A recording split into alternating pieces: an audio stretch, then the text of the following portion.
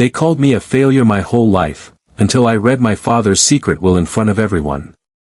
My name is Ryan Sheik. I'm 26 years old, and for most of my life, I was treated like a mistake nobody wanted to admit they made. I wasn't always like that. When I was little, my father used to carry me on his shoulders. He'd tell people I was his future. His pride. His legacy. I believed him. I believed every word. But things changed after my mother died. Everything did. The house became quieter, but not peaceful. Just empty. My father stopped smiling the way he used to. And a year later, he remarried. Her name was Samina. She came into our home like she already owned it. And not long after, she made sure everyone knew where I stood. At the bottom. At first, it was small. She'd forget to call me for dinner. She'd complain about me being lazy, even when I was the one doing most of the chores. She'd sigh loudly whenever I walked into the room, like my presence alone annoyed her. My father saw it. But he said nothing. That was the part that hurt the most. Then my stepbrother came along. Aram. He was everything I wasn't, at least in their eyes. Smart. Polished. Confidence. The kind of kid who knew exactly what to say and when to say it. And just like that, I became the comparison. Why can't you be more like him? Look at how well he's doing. Learn something from your brother. I tried. I really did. But no matter what I did, it was never enough. By the time I turned 18, I had already been labeled. The failure. The disappointment. The son who wouldn't amount to anything. So eventually, I stopped trying to prove them wrong. And started planning my way out. I left the house with almost nothing. No support.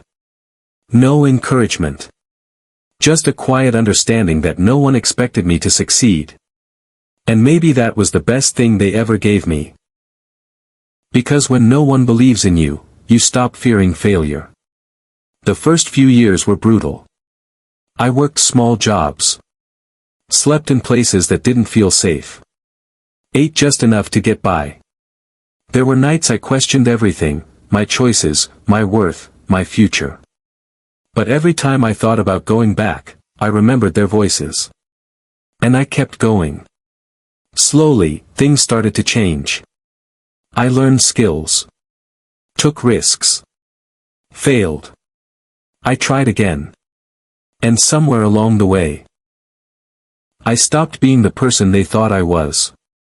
I built something. Not overnight. Not easily. But brick by brick. By the time I was 26. I wasn't rich. I wasn't famous. But I was stable. Independent. And most importantly, free. I hadn't spoken to my family in years. Not because I hated them. But because I had nothing left to say. Until the call came. I almost didn't answer. The number was unfamiliar, and I had learned a long time ago that unexpected calls rarely bring good news. But something made me pick up. Ryan, the voice asked. It was my father. For a moment, I couldn't speak. I hadn't heard his voice in years. And yet, it sounded exactly the same. Cold. Distant. Careful. There's something you need to attend, he said. No greeting. No apology. No warmth. Just instructions. What is it? I asked. A family gathering, he replied. It's important. I almost laughed. Important. That word had never included me before. I don't think I belong there, I said. There was a pause. Then he spoke again, slower this time. This concerns the will. That got my attention. Not because I cared about the money. But because of what it meant. Something had changed. When? I asked. Tomorrow. Of course it was. No time to think. No time to prepare. Just like always. I agreed. Not because I wanted to see them. But because I wanted to understand why now. The next day, I stood outside the house I once called home. It looked the same. Same walls. Same gate. Same silence. But I wasn't the same person who had walked out years ago. Inside, everything felt smaller. Or maybe I had just outgrown it. My stepmother was the first to see me. Her expression shifted the moment our eyes met. Surprise. Then something else. Something almost uncomfortable. You came, she said. I was invited, I replied. Aram walked in a moment later. Perfect as always. Dressed well. Standing straight. The golden child. Didn't expect to see you here, he said with a small smile. I didn't expect to be invited, I answered. Then my father entered the room. And just like that. Everything went quiet. He looked older. But not softer. Never softer. We're all here, he said. Let's begin. That's when I noticed the lawyer sitting in the corner. And the file in his hands. Something wasn't right. I could feel it. The tension in the room. The way everyone avoided looking at each other. The way my stepmother kept glancing at my father like she was waiting for something. And for the first time, I realized this wasn't just a reading. This was a setup. I just didn't know yet, that this time, I wasn't the one walking into the trap. The lawyer adjusted his glasses and opened the file slowly, like he understood the weight of what he was about to read. The room felt tight, like the walls were closing in, and every breath sounded louder than it should. This is the final will, he began. Final. The word echoed in my mind. I glanced at my father. He sat still, his hands resting calmly on the table, like he had already rehearsed this moment 100 times. The lawyer started reading. Most of it was predictable. Properties. Investments. Savings. Everything my father had built over the years. And just like I expected, most of it was going to Aram. My stepmother smiled faintly, like she had already won. Then came my name. Or at least, I thought it would. But it didn't. The lawyer paused. I looked at my father. Then continued. There is a statement regarding Ryan Sheikh. I leaned back slightly. Here it comes, I thought. I leave nothing to my son, Ryan. He chose to abandon this family and has no place in what I leave behind. There it was. Simple. Cold. Final. No one reacted. Because no one was surprised. Except maybe me. Not because of what he said. But because of how easy it was for him to say it. Aram avoided looking at me. My stepmother didn't even try to hide her satisfaction. And my father? He just sat there. Like this was justice that I could have walked away. Honestly, part of me wanted to. Because this was exactly what I expected. Nothing had changed. But then the lawyer spoke again. There is one more document. The room shifted. My father's expression changed for the first time. Just slightly. But I saw it. This document was submitted separately, the lawyer continued. With instructions that it be read only in the presence of all named family members. Now everyone was paying attention. Even my stepmother looked confused. The lawyer opened a second envelope. Older. Sealed differently. This document is dated 5 years ago, he said. 5 years. That was before I left. Before everything fell apart completely. He began reading. If you are hearing this, it means the truth was never spoken while I was alive. My heart skipped. That didn't sound like the man sitting in front of me. This is not the will my wife knows about. My stepmother froze. This is the will I made before I allowed silence to destroy my own family. The room went completely still. I looked at my father. And for the first time in my life, he looked nervous. This document contains not only my true intentions, but the truth about what was done to my son. Everything changed in that moment. The air. The silence. The balance of power in the room. Because suddenly, this wasn't about what I lost. It was about what they had been hiding. And for the first time, they were the ones who didn't know what was coming next. The lawyer's hands trembled slightly as he continued reading the sealed document. The room, which had once felt controlled and predictable, now felt unstable, like something buried for years was finally breaking through the surface. My father shifted in his seat. For the first time, he didn't look comfortable. This is a record of events, the lawyer read, that occurred after the death of my wife. My stepmother leaned forward slightly. Aram frowned. And I stayed silent. Because something in me already knew, this wasn't just about inheritance anymore. The letter continued. I noticed changes in my household. My son was being treated differently. His behavior began to shift. His confidence disappeared. His grades fell. And I chose not to see what was in front of me. My chest tightened slightly. That was true. Not the version they told everyone. The real one.